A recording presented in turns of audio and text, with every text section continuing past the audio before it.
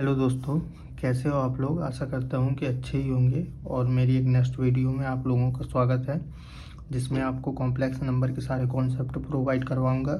जैसा कि आप लोगों को पता है कि केवीएस के जो एग्ज़ाम है वो चल ही रहे हैं और सबके नज़दीकी एग्ज़ाम है और एग्ज़ाम मतलब तैयारी करने का भी टाइम बहुत कम है। और जिससे मैं कोशिश कर रहा हूँ कि आप लोगों को एक ही वीडियो में एक चैप्टर जो क्लियर करवा दूँगा मैं, मतलब हो सकेगा तो पूरा ही पूरा क्लियर करवा दूँगा एक वीडियो में, जो मेरी 15 मिनट की ड्यूरेशन रहेगी वीडियो की। आप लोग ज़रूर देखें और कुछ ना कुछ हेल्प ज़रूर मिलेगी आप लोगों को। कुछ ना कुछ क्या, आप लोग कॉम्प्लेक्स नंबर में बहुत अच्छे से बेटर कर पाएंगे और क्वेश्चन सारे अटैम्प्ट कर पाएंगे जितने भी आएंगे। तो चलते हैं, देखते हैं कॉम्प्लेक्स नंबर। पहली बात तो कॉम्प्लेक्स नंबर क्या है। तो complex number are the numbers that are expressed in the form of a plus iota b. यहाँ आयोटा को क्या कहते हैं, आयोटा को आई से डिनोट करते हैं और आयोटा बोलते हैं।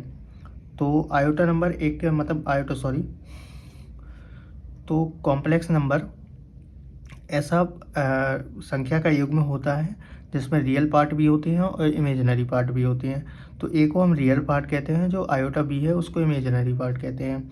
अब आयोटा आयोटा की वैल्यू होती है, वो होती है √-1। ओके, तो यहाँ हम 1 को लिख सकते हैं 1 की पावर 1/2 पावर होती है, वो देख लेते हैं। तो आयोटा बराबर मैंने बताया ही है आपको √-1 होता है और आयोटा स्क्वायर बराबर -1 होता है। तो जैसे आयोटा की पावर क्यू को कैलकुलेट करेंगे आप तो क्या आएगा, आयोटा की पावर 2 गुणा आयोटा। तो आयोटा की पावर 2 -1 गुणा आयोटा बराबर minus iota, same as iota power 4। तो आयोटा स्क्वायर बराबर -1 गुणा -1 बराबर 1 आ जाएगा यहाँ पे। तो यहाँ पे हम कह सकते हैं कि कॉम्प्लेक्स नंबर एक ऐसी संख्या का युग्म होता है जहाँ पर रियल पार्ट भी होते हैं और इमेजिनरी पार्ट भी होते हैं। सॉरी गाइस डिस्टर्बेंस के लिए, बगल में ट्रेन निकलती रहती हैं, प्रयागराज में हूँ तो उसके लिए माफ़ी चाहता हूँ। तो चलो देखते हैं आगे क्या है हमारा। एक आता है फिर कंजुगेट कॉम्प्लेक्स नंबर, ये क्या होते हैं देखते हैं। जो कंजुगेट कॉम्प्लेक्स नंबर होते हैं वो होते हैं जेड। जैसे हमने एक कॉम्प्लेक्स नंबर ले लिया ए प्लस आयोटा बी और इसका कंजुगेट हमें पता करना है, तो इसके ऊपर बार आएगा। कंजुगेट में यहाँ पे माइनस हो जाता है ए माइनस आयोटा बी, और जब हम इसका जेड इंटू जेड बार करेंगे तो ए प्लस आयोटा बी और इंटू में ए माइनस आयोटा बी हो जाएगा। ओके गाइज, तो यहाँ पे हम सॉल्व कर लेंगे आगे क्या आ रहा है हमारा।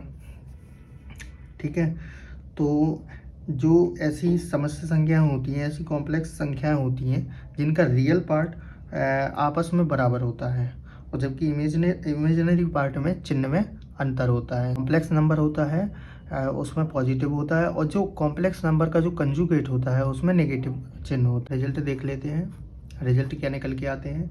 जैसे जेड हमारा बार हो गया तो ये जेड के इक्वल हो जाएगा और जेड प्लस जेड हो गया, जेड प्लस जेड बार हो गया। तो ये हमारा जैसे x प्लस आयोटा वाई हमने यहाँ पे कॉम्प्लेक्स नंबर ले लिया, अब हम इसका कंजुगेट लेंगे तो x माइनस आयोटा वाई हो जाएगा। आयोटा वाई कैंसिल हो जाएंगे, बराबर 2x निकल के आ जाएगा हमारा। और z माइनस जेड बार करेंगे तो यहाँ पे x कैंसिल हो जाएंगे, तो देन हमारा यहाँ पे 2 आयोटा वाई निकल के आएगा। 2 आयोटा वाई हो जाएगा यहाँ पे, जो रियल पार्ट नहीं है, इमेजिनरी पार्ट है और ये रियल पार्ट है। जेड इंटू जेड बार करेंगे, अगर जेड इंटू जेड बार हमने कर दिया तो यहाँ पे एक्स का हम क्रॉस करेंगे तो x square plus iota x y minus इसका करेंगे तो माइनस आयोटा एक्स वाई और इसका करेंगे तो आयोटा स्क्वायर वाई स्क्वायर। ठीक है, तो यहाँ पे हम यहाँ से कैंसल आउट जे कर देंगे और यहाँ पे एक्स स्क्वायर और आई स्क्वायर की वैल्यू होती है -1, तो माइनस माइनस प्लस हो जाएगा प्लस वाई स्क्वायर। ठीक है, जो आगे चल के x square plus y square बराबर आर होता है, जो आगे चल के बताएंगे आर स्क्वायर होता है। तो जो स्क्वायर रूट्स में आता है, मतलब उसके रिप्रेजेंटेशन में आता है कॉम्प्लेक्स नंबर के, वो आगे जाके बता देंगे। एक एग्जांपल सॉल्व करते हैं। तो यहाँ पे हमें दिया हुआ है i⁻27, ठीक है। इसको सॉल्व करेंगे हम, तो यहाँ पे हम लिख सकते हैं 1/i⁻27 माइनस में नीचे आ जाएगा।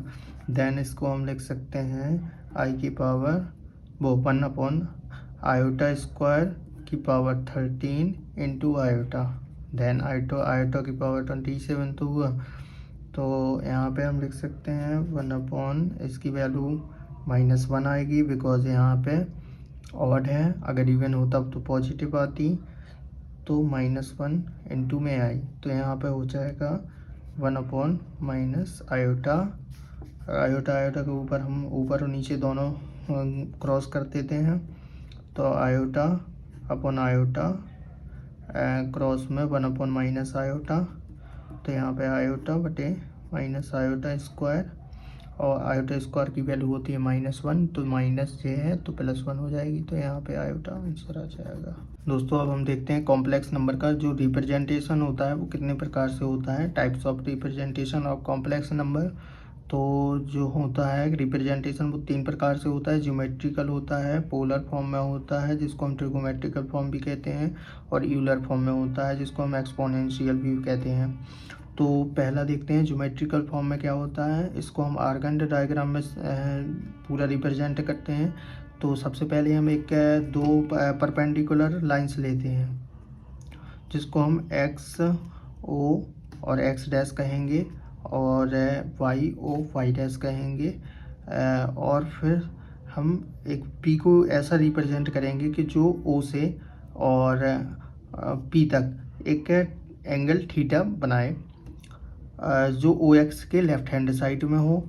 तो एक ओ पी वेक्टर जो है उसको हम आर के द्वारा व्यक्त करते हैं, और आर को मॉडुलस ऑफ जेड कहते हैं, ठीक है। तो जो हमारा tan थीटा होता है वो होता है परपेंडिकुलर बटे बेस। तो परपेंडिकुलर हमने क्या माना है यहाँ पे y, बेस हो गया x। तो जो हमारा थीटा निकल के आया है वो आया है tan इनवर्स y/x। ठीक, इसमें जो प्रिंसिपल आर्गूमेंट होता है वो किसको कहते हैं, आइए देखते हैं कि जो OP द्वारा OX अक्ष पर लेफ्ट हैंड साइड में जो एंगल बनता है उसे हम कॉम्प्लेक्स नंबर Z का प्रिंसिपल आर्गूमेंट कहते हैं। जो OP द्वारा जो OX अक्ष पर जो लेफ्ट हैंड साइड में एंगल बनाया जाता है थीटा, उसे हम प्रिंसिपल आर्गूमेंट कहते हैं, और इसे हम डिनोटेड करते हैं प्रिंसिपल आर्गूमेंट को आर्गूमेंट ऑफ जेड। जो हमारा एग्जाम्पल है वो है कॉम्प्लेक्स नंबर इतने का फाइंड द आर्गूमेंट। इसका आर्गूमेंट हमें फाइंड करना है। तो कॉम्प्लेक्स नंबर दिया हुआ है हमारा 1+ आयोटा √3 में। तो हमारा यहाँ पे y बराबर है √3 और x बराबर है 1। देन हम थीटा बराबर tan इनवर्स y/x, तो √3/1।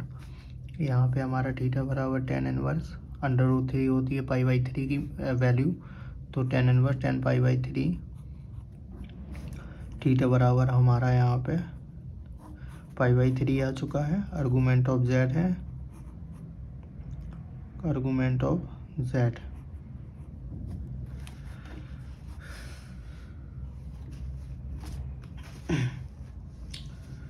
Geometrical representation.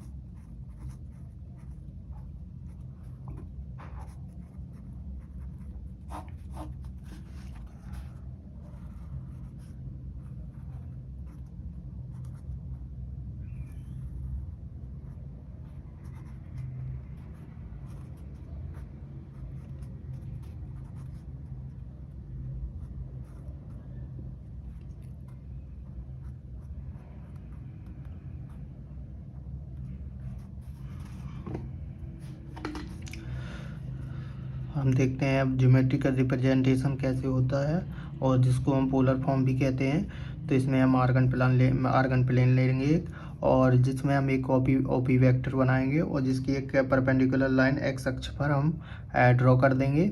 और जो हमारी ओपी वेक्टर है वो ओ एक्स के साथ हमारा थीटा एंगल बनाती है। ठीक है, थीटा एंगल बनाएगी ये। तो इसको ओपी को हम आर भी कहते हैं।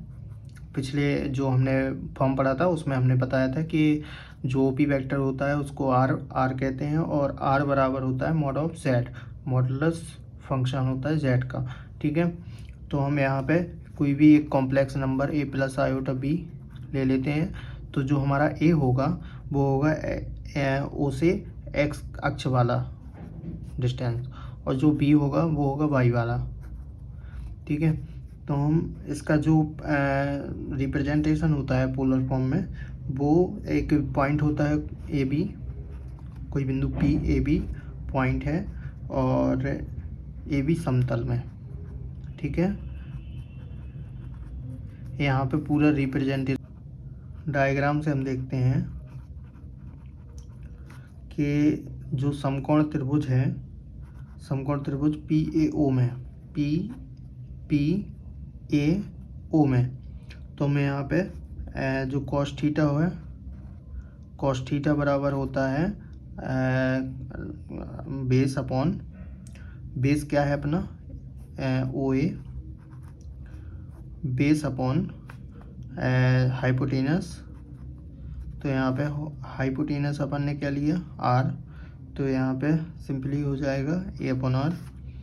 जो हमारा ए बराबर निकल के आएगा वो आएगा आर कॉस थीटा। इसको हम समीकरण 1 कहते हैं। और देन सिमिलरली साइन थीटा बराबर हमारा है पी ए परपेंडिकुलर बटे ओपी हाइपोटेनस। यहाँ पे हमारा पी ए बी है और ओपी हाइपोटेनस है आर, तो यहाँ पे हमारा बी बराबर आर साइन थीटा निकलेगा। इसको समीकरण 2 बोलते हैं।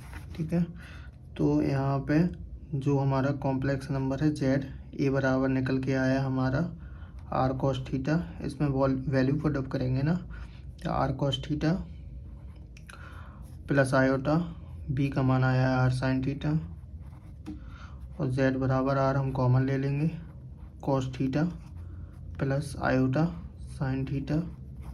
और जहाँ आर को हम मॉड ऑफ जेड भी कहते हैं, बताया था हमने, और मॉड ऑफ जेड होता है x square plus y square का अंडर रूट। ठीक है, जो हम यूलर फॉर्म में पढ़ेंगे इसका ज़्यादा यूज होगा, स्क्वायर रूट्स में बहुत ज़्यादा यूज होता है इसका। कुछ वैल्यू होती हैं जो मैं आप लोगों को नोट करवाए दे रहा हूँ कि cos theta plus iota sine theta बराबर, अगर हमने कॉस 0 ले लिया प्लस आयोटा साइन 0 ले लिया तो यहाँ पे हमारी वैल्यू आएगी 1। अगर हमने कॉस पाई ले लिया प्लस आयोटा साइन पाई ले लिया तो यहाँ पे आएगी हमारी वैल्यू -1। और अगर हमने कॉस पाई बाई 2 ले लिया और आयोटा साइन पाई बाई 2 ले लिया तो यहाँ पे हमारी वैल्यू आएगी आयोटा। ठीक है, ये कुछ वैल्यू होती हैं जो आपको याद करना पड़ेंगी। इसका एक एग्जांपल भी समझ लेते हैं कि कन्वर्ट करो पोलर फॉर्म में इस कॉम्प्लेक्स नंबर को। तो कॉम्प्लेक्स नंबर जो हमारा दिया हुआ है 1 माइनस आयोटा अंडर रूट 3, और जेड बराबर r cos theta plus iota sine theta से हम कंपेयर करेंगे इसको, तो आर कॉस थीटा बराबर 1 आएगा और आर साइन थीटा बराबर अंडर रूट 3 आएगा।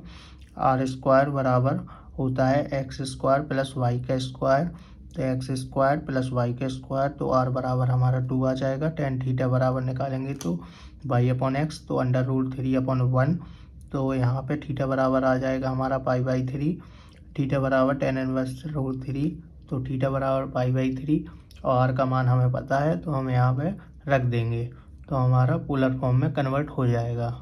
तो जो कॉम्प्लेक्स नंबर की थ्योरम होती है, जो सबसे मोस्ट कह सकते हैं आप लोग इसको, वो मैं आपको बहुत ही आसान तरीके से समझा दूंगा कि डी मोइवर थ्योरम क्या है। कि इसमें दो स्टेटमेंट होते हैं बेसिकली। पहला स्टेटमेंट जो होता है आपका, वो होता है कोई भी कॉम्प्लेक्स है जो पोलर फॉर्म में दिया जाता है cos theta plus iota sine theta की पावर अगर n है, जहाँ n belong to integer, positive integer भी हो सकता है, नेगेटिव इंटीजर भी हो सकता है। तो जो पावर होती है वो थीटा के क्रॉस में आ जाती है। तो cos n theta plus iota sign n theta, ठीक है। और सेम दूसरे जो इसका दूसरा स्टेटमेंट होता है वो होता है cos theta plus iota sine theta की पावर पी वाई क्यू, जहाँ पी वाई क्यू एक रैशनल नंबर है। आपको पता ही है रैशनल नंबर क्या होता है। तो सेम एज अपर मतलब सेम एज सेकेंड स्टेटमेंट, जो पावर होती है पी वाई क्यू वो क्रॉस में आ जाएगी थीटा के।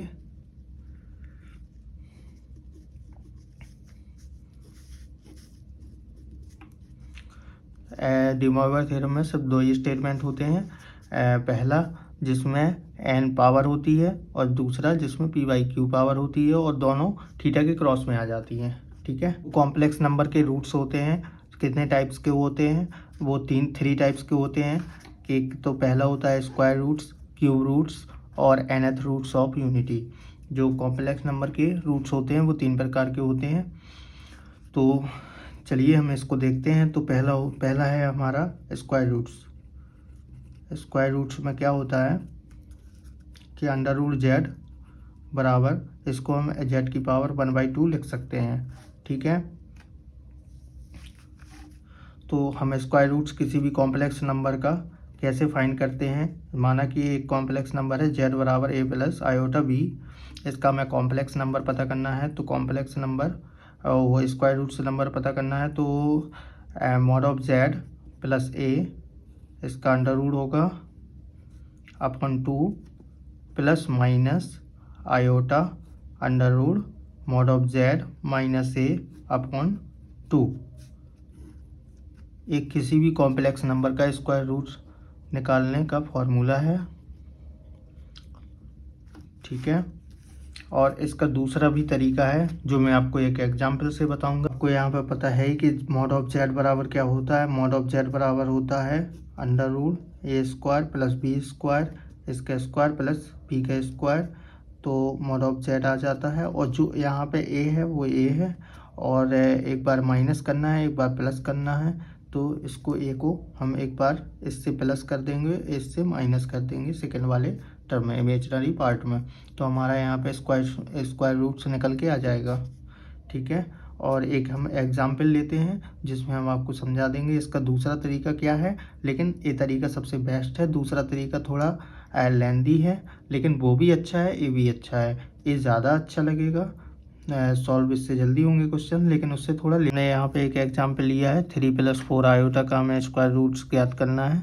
तो हम सिंपली यहाँ पे क्या करेंगे कि जो मैंने मेथड बताया अभी, जो फार्मूला बताया पहले उससे करते हैं। तो हमें उसमें क्या चाहिए होता है कि मॉड ऑफ जेड चाहिए होता है। मॉड ऑफ जेड क्या होता है अंडर रूट ए स्क्वायर 3 का स्क्वायर प्लस बी का स्क्वायर, तो 4 का स्क्वायर बराबर यहाँ पे हमारा 25, तो 5 आ जाएगा, ठीक है। तो जब हम इसको फार्मूले में रखेंगे तो हमारा अंडर रूट होता है मॉड ऑफ जेड प्लस ए, तो 5 + 3/2 plus minus iota mod of z minus A 5 minus 3/2। जब हम इसको ओपन करेंगे तो हमारा क्या आएगा 4, और 4 जब अंडर रूट से बाहर आएगा तो प्लस माइनस 2, और प्लस माइनस यहाँ पे लगाई है। तो हम यहाँ पे आयोटा और ये बना ही आएगा, प्लस माइनस में बना ही आएगा। तो हम जब इसको इसका स्क्वायर रूट्स लिखेंगे तो ऐसा लिखेंगे कि 2 प्लस आयोटा है एक तो, और एक -2 और माइनस आयोटा है, ठीक है, जिसके स्क्वायर रूट्स हो गए।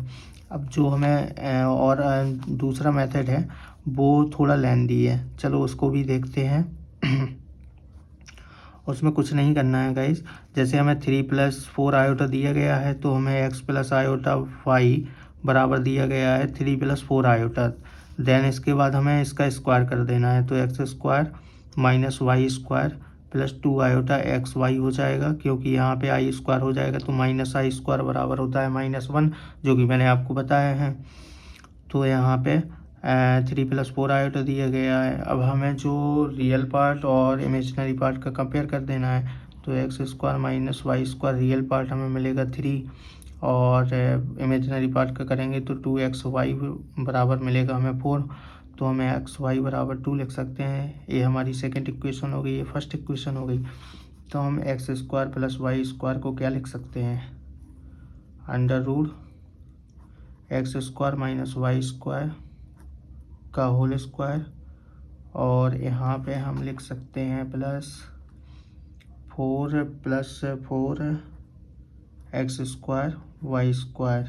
ठीक है, यहाँ पे हम ये लिख सकते हैं।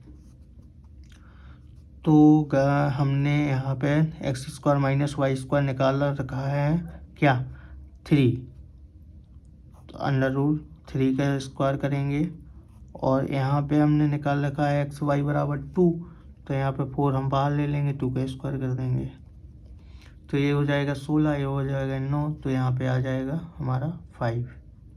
ठीक है, तो x square plus y square हमें 5 मिल गया है, यानी कि जो हमारी थर्ड इक्वेशन बनी है, दिख रहा है ना आपको दोस्तों। तो हमारी जो थर्ड इक्वेशन बनी है वो ये है। अब हम इसको फर्स्ट इक्वेशन से सब्ट्रैक्ट कर देंगे। तो जो हमारी फर्स्ट इक्वेशन है x square minus y square बराबर 3, तो वाई हमारा कैंसिल आउट हो जाएगा, बचेगा हमारा 2x स्क्वायर बराबर 8, एक्स स्क्वायर बराबर 4, देन +-2। जब इसका अंडर रूट करेंगे तो +-2 आ जाएगा। तो हमें जब x की वैल्यू हमें +-2 प्राप्त हो गई, ठीक है, अब हम यहाँ पे रख देंगे। तो जब हम +2 रखेंगे तो y बराबर हमें +1 प्राप्त होगा, और जब हम -2 रखेंगे तो y बराबर हमें -1 प्राप्त होगा। ठीक है, अब हम इसको यहाँ पे कॉम्प्लेक्स नंबर में कैसे कन्वर्ट करेंगे, तो x प्लस आयोटा वाई दिया गया है हमें 3 + आयोटा 4 आयोटा, देन x की वैल्यू क्या है +-2,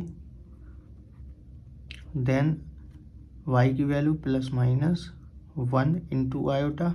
देन हम इसको ऐसा लिख सकते हैं, एक बार प्लस में 2 + आयोटा, एक बार माइनस में 2 - आयोटा, इसके भी स्क्वायर रूट्स है, तो दोनों से आंसर वही आएगा। बस थोड़ा ये लेंदी हो जाता है, यहाँ से यहाँ तक आप देख ही सकते हैं। और ये वाला देखिए कितना, मॉड ऑफ जेड निकालना है पहले। तो मॉड ऑफ जेड आपको पता ही है कि ए का स्क्वायर प्लस बी का स्क्वायर, उसके ऊपर अंडर रूट, तो यहाँ पे निकल के आ जाएगा। और जो आपको जो फॉर्मूला है वो आपको याद रहना चाहिए, mod of z plus a/2 का under root plus - iota, mod of z -a/2 का अंडर रूट, और देन इसके बाद सीधा आपका आंसर। तो आपको ये इतना याद होना चाहिए, बकाया आपका पूरा आंसर। अब हम देखते हैं इसका क्यूब रूट्स क्या होता है कॉम्प्लेक्स नंबर का। तो इसका क्यूब रूट्स, इसको हमें क्या ऐसा लिख सकते हैं, z⁴ इसको हम x मान सकते हैं। तो x³ बराबर 1, तो x³ -1 बराबर 0। देन हम इसको ऐसा लिख सकते हैं x - 1 x² plus x plus 1। अगर हम इसको सॉल्व करेंगे तो सीधा हमारा एक वैल्यू निकलेगी x बराबर 1, और जब हम इसको सॉल्व करेंगे तो -b प्लस -√b² -4 इसी से सॉल्व करेंगे। तो करें क्या, हमें लगता है सीधा डायरेक्ट लिख दें, कोई बात नहीं कर रहे। -1 प्लस -√b² 1² -4 a1 और cb1/2a। ठीक है,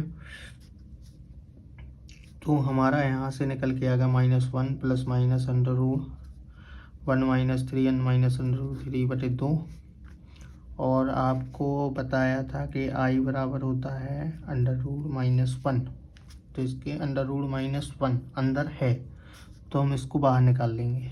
-1 plus minus iota under root 3/2। Okay, तो अब देखना, जब x बराबर -1 प्लस आयोटा रूट 3/2 है तो a मान होगा हमारा ओमेगा का।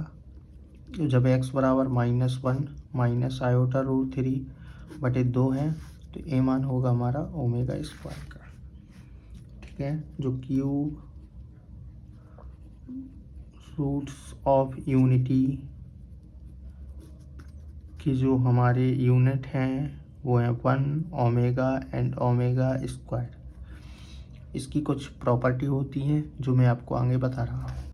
तो इसकी आप कुछ प्रॉपर्टी देख लीजिए, जैसे 1 प्लस ओमेगा स्क्वायर बराबर होता है 0, पहली।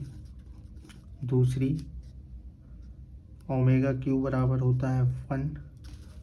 एंड तीसरी, जो ओमेगा एंड ओमेगा स्क्वायर होते हैं वो आपस में कंजुगेट होते हैं, are conjugate to each other. ठीक है, और कुछ इसका एक और है कि अगर a plus b omega plus c omega square है बराबर 0 है तो a बराबर देन a बराबर b बराबर c हो जाता है हमारा। ठीक है, तो इसमें कुछ और फार्मूला है अलग टाइप से, लीनियर मतलब इक्वेशन टाइप में। x² प्लस x प्लस 1 को हम क्या लिख सकते हैं, x माइनस ओमेगा भी लिख सकते हैं, x माइनस ओमेगा स्क्वायर। और x² माइनस x प्लस 1 को क्या लिख सकते हैं हम, x प्लस ओमेगा स्क्वायर।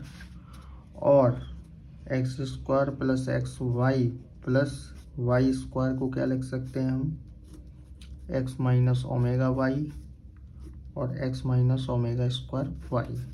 ठीक है, और हम x² प्लस y स्क्वायर को क्या लिख सकते हैं, x² प्लस y स्क्वायर को लिख सकते हैं हम x plus iota y, x minus iota y। तो पिछले रिजल्ट में मैं आपको प्रूव करवा दिया हूँ। ठीक है, और x³ माइनस y³ को क्या लिख सकते हैं, x³ माइनस y³ को लिख सकते हैं x minus y, x minus omega y और x minus omega square y।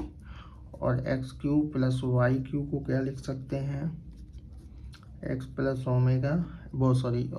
y, x plus omega y और x minus omega square y। तो ये इसकी प्रॉपर्टी हो गई, स्क्रीनशॉट ले लिया। ओके, इसकी कुछ प्रॉपर्टी और देखते हैं। अगर z³ बराबर 1 है देन हम इसको z³ माइनस 1 लिख सकते हैं, और इसको हम जो पिछले रिजल्ट में हमने लिखा था z² प्लस z प्लस 1 ऐसा लिख सकते हैं।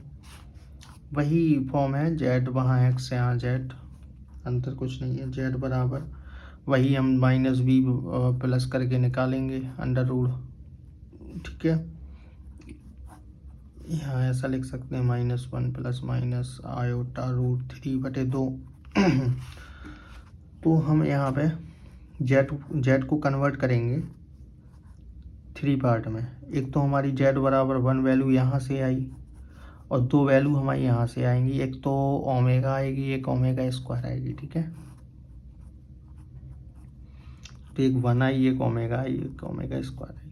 तो मॉड ऑफ z कितना आएगा, मॉड ऑफ z बराबर 1 आएगा, देन मॉड ऑफ ओमेगा बराबर भी 1 आएगा, and next then mod of omega square बराबर भी 1 आएगा। ओमेगा बार बराबर होता है ओमेगा स्क्वायर।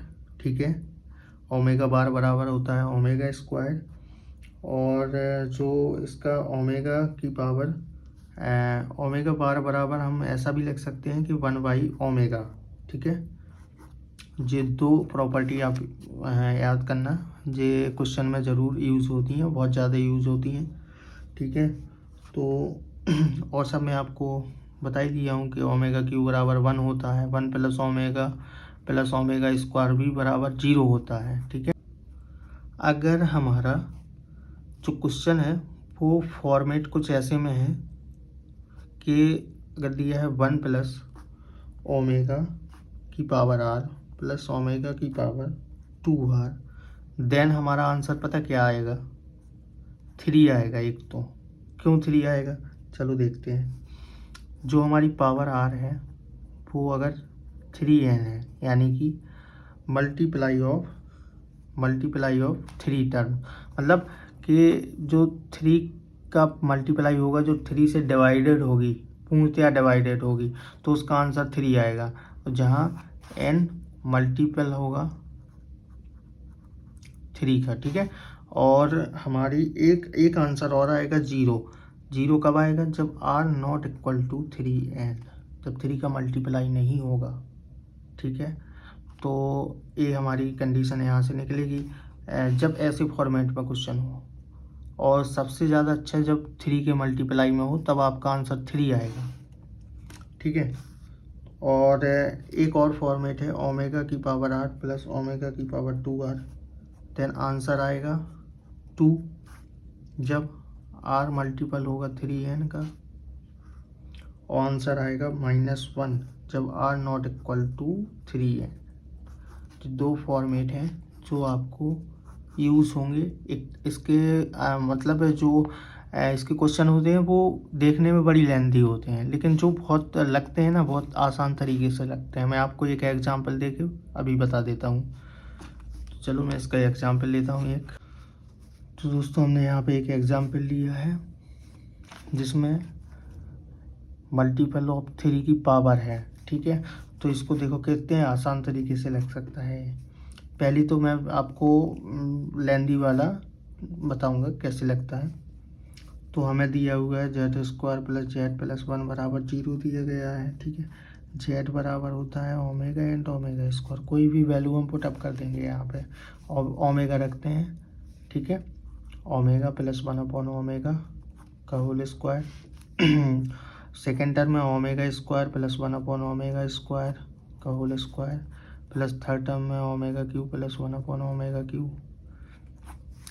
ठीक है, यहाँ भी स्क्वायर है, सॉरी, और प्लस लास्ट पद में हम लिखेंगे ओमेगा की पावर 6 1 अपॉन ओमेगा की पावर 6 का होल स्क्वायर। ठीक है, तो हम यहाँ पे देखेंगे कि ओमेगा प्लस 1 अपॉन ओमेगा, तो ओमेगा और प्लस जो 1 अपॉन ओमेगा है वो इक्वल है ओमेगा स्क्वायर की, मतलब वैल्यू होती है ओमेगा स्क्वायर की 1 अपॉन ओमेगा। ठीक है, का whole square plus omega square plus omega, और जो ओमेगा बराबर होता है वो होता है 1 अपॉन ओमेगा स्क्वायर का होल स्क्वायर, प्लस इसकी वैल्यू पता आपको कितनी आएगी, ए 1 आएगा प्लस ए भी 1 आएगा, तो 2 आ जाएगी, 2 की पावर 2, प्लस सेकेंड में भी यही होगा, मतलब फोर्थ वाले टर्म में भी यही होगा कुछ, यानी कि -1 इसकी वैल्यू -1 इसकी वैल्यू -1, ऐसे ही फोर्थ की वैल्यू -1 की पावर 2, और फिफ्थ टर्म की भी वैल्यू आएगी -1 की पावर 2। ठीक है, क्योंकि ओमेगा प्लस ओमेगा स्क्वायर बराबर 1 प्लस ओमेगा स्क्वायर बराबर होता है कितना, 0। ठीक है, और ओमेगा प्लस ओमेगा स्क्वायर जब हम निकालेंगे तो -1 आएगा ये। ठीक है, तो हम यहाँ पे लिख सकते हैं -1 की पावर 2, यहाँ पे लिख सकते हैं -1 की पावर 2, और जो थर्ड टर्म है ओमेगा क्यूब 1 आएगा, यहाँ पे भी 1 आएगा, और 1 1 2 हो जाएगा। ठीक है, तो यहाँ पे थर्ड टर्म में 2 आया, चौथे में भी यही होगा -1 की पावर 2, पाँचवें भी, और जो छठवां टर्म है देखना 1 ओमेगा क्यूब, और 2 बार है इसमें 2 का मतलब ओमेगा क्यूब की वैल्यू बनाएगी और ओमेगा क्यू की वैल्यू बनाएगी, ऐसे यहाँ पे बनाएगी, तो यहाँ पे भी टर्म आ जाएगा 2 की पावर 2 का। ठीक है, तो यहाँ पे हम इसका -1 की -1 कितनी बार है, 4 बार है, ठीक है, 4 बार है ना -1, तो -1 -1 -1 +4 हो जाएगा, ठीक है, +4 +2 का स्क्वायर बराबर 4 + 8 बराबर 12, ठीक है, ये हो गया। अब जो हमारा देखो पावर है, अब हम शॉर्ट तरीका देखेंगे। जो पावर है हमारी 6, ठीक है, 3 की मल्टीप्लाई है, स्क्वायर कितनी है 2, तो 6 गुणा 2 बराबर 12 आ जाएगा, ठीक है। अगर हमारी पावर 3 की मल्टीप्लाई यानी अगर जैसे 27 है तो जो 3 की मल्टीप्लाई है कि नहीं, 3 नंबर 27 पूरा पूरा इसमें डिवाइड होता है, तो जो हमारी 27 है, अगर हम कोई भी z की पावर 27 लेते हैं, इसका स्क्वायर चढ़ा है, ठीक है, तो हम यहाँ पे 27 दूनी 54, ये हमारा आंसर हो जाएगा, ठीक है। ये हमारी शॉर्ट ट्रिक है यहाँ से। तो उम्मीद करता हूँ दोस्तों कि आप लोगों को समझ में आया होगा, और मैंने पूरा कवर अप करने की पूरी कोशिश की है कि पूरा कवर अप हो जाए, लेकिन वीडियो कुछ ज़्यादा ही लंबी हो रही थी, और तो मैंने सोचा कि अभी मतलब काफ़ी हो गया था कि नंबर ऑफ़ क्वेश्चन आपके पूरे अटैम्प्ट हो जाएंगे, और NS रूट अकेला रह गया, तो मैं अगली नेक्स्ट वीडियो में बता दूंगा। लेकिन जो अगली मेरी नेक्स्ट वीडियो रहेगी वो पूरा बेस्ड रहेगी क्वेश्चन पर, तो आप लोग मतलब पूरे जितना नंबर ऑफ़ क्वेश्चन जितना ज़्यादा लगाएंगे आप लोगों को फ़ायदा उतना ही होगा। तो मैं कोशिश करूँगा कि उसमें जो एग्ज़ाम में आए हुए क्वेश्चन है वो मैं आपको पूरे वहाँ पे कवर अप कर दूँ, और वहाँ पे पूरे क्वेश्चन आपको दे दूँ। तो कल जो मेरी वीडियो रहेगी वो पूरा क्वेश्चन पे बेस्ड रहेगी, और वीडियो मैं थोड़ा लंबा बना दूँगा क्योंकि क्वेश्चन बहुत कम हो पाते हैं। जो मैंने अभी पिछला इंटीग्रेशन और कुछ उसके क्वेश्चन किए थे, बहुत 4-5 क्वेश्चन हो पाए थे, स्ट्रेट लाइन के 4-5 क्वेश्चन हो पाए थे, तो 12-13 मिनट की वीडियो थी वही।